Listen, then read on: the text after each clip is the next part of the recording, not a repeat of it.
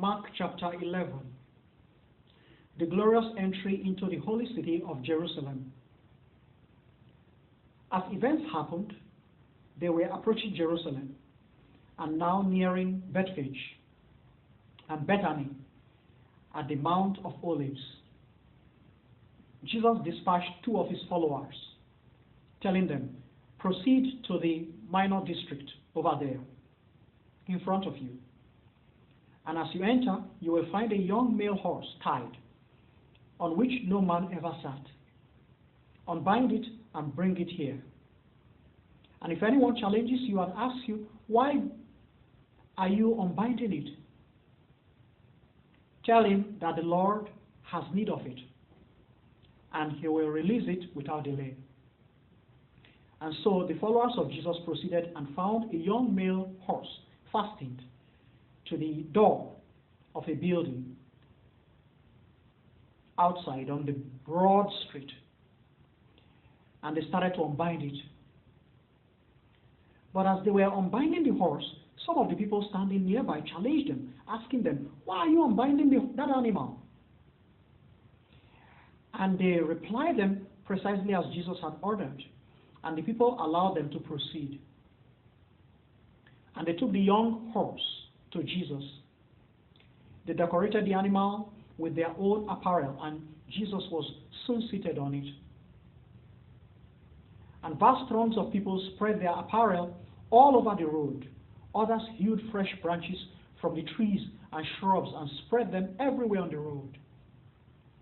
At that point, the vast assemblies of people who thronged in front of Jesus and those who thronged behind commenced shouting, "Hosanna! May God bless him who comes in the name of the Lord. How blessed is the monarchy of our father, King David, that comes in the name of the Lord. Hosanna in the highest."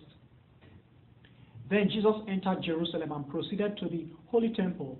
And when he had inspected and observed everything, and the time of the day was quite late, he continued to Bethany, accompanied by his 12 apostles. Early the next morning, while Jesus and his followers were returning from Bethany, he felt quite hungry. Now Jesus saw a fig tree with leaves at some distance, and he approached it to see if it was fruitful. But then he found it fruitless, only having rather infirm leaves, for the fruiting season for figs had not quite come yet. Responding, Jesus told the tree, "You are fruitless. No man shall ever consume your fruit again." And his followers heard what he said. They continued and arrived in Jerusalem. And then Jesus moved into the temple of God and began to expel all business persons who engaged in buying and selling in the temple. He overthrew the tables of the money changers and the seats and benches of dove sellers. And he would not permit anybody to bring merchandise to the temple property. He instructed them on this matter, saying, "Is it not inscribed in the scriptures, 'My dwelling shall be called a dwelling of prayer for all people'? But you have made it a hideout for rogues and robbers." The leading priests and the authorities of the law heard what had happened, and so they started scheming and seeking a good opportunity to destroy Jesus. No doubt they dreaded him, for the entire nation marveled greatly at his teaching. By evening, Jesus and his followers departed the city. And by the next morning, as they proceeded past the area, they noticed that the fig tree had withered completely. It had expired right from its very roots.